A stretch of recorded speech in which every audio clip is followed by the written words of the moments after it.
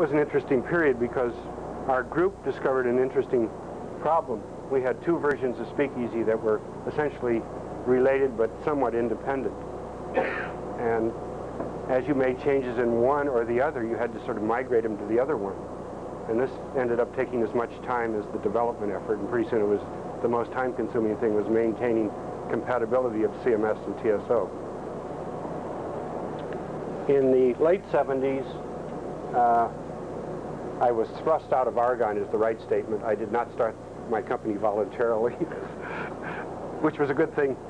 And one of the first things we decided to do was to investigate something to be able to maintain multiple versions of Speakeasy at the same time, so we could invest our effort in the development of Speakeasy and then target machines. And that's what happened during the first years of the company. And over the first few years, we started targeting other machines. The first one we did was a Burroughs, which is a machine which some of you probably have heard of. We had never seen a Burroughs before in our lives. I don't think I actually have physically ever seen one. It's an Algol machine, so it's very different than the IBM environment. We got it running on that, but it turned out there was no audience that we needed.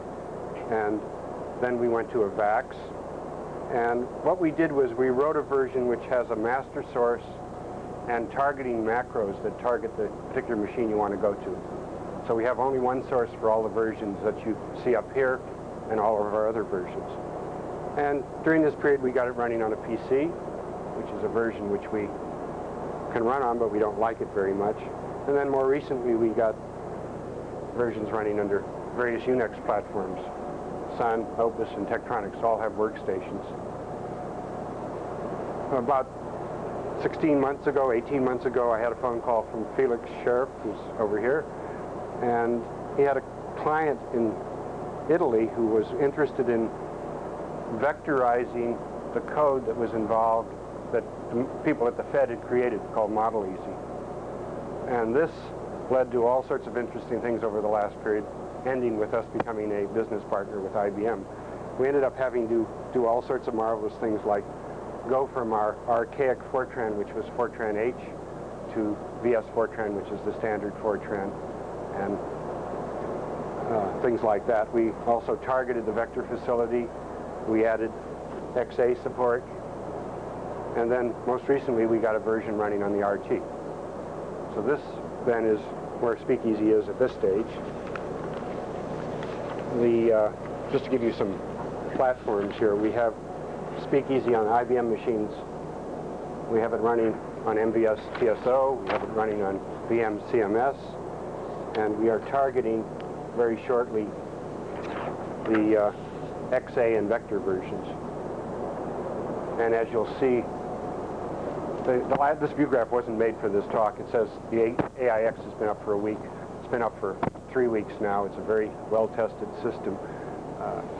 I suspect we may have some problems with it, but I doubt nothing you'll notice. You'll notice it. These are the non-IBM platforms we have. We have a DEC VAX version. We have Opus, which is sort of an interesting piece of hardware. It's a board that fits in a PC that runs Unix. We have Fujitsu, which is a company that runs IBM mainframe type software. And finally, we have Sun.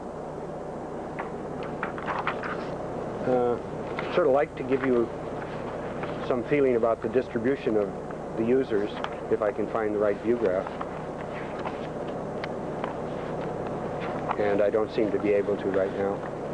The audience of Speakeasy users is rather strange. As I said, it started with theoretical physicists, and then it grew up sort of in the financial world of the Federal Reserve Board.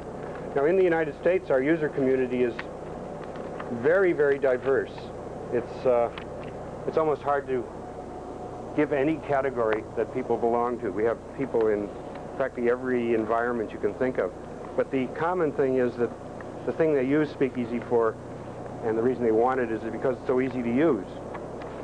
I'll sort of give you some examples of our categories that we talk about in Speakeasy. It's very easy to use. Those of you who don't know Speakeasy will understand how to do it in just a few minutes as I start showing it to you. The easy to learn means that built into Speakeasy is a lot of documentation. It isn't necessary to have a book. Incidentally, there's a small book called The Sampler, which was in the back. I think we don't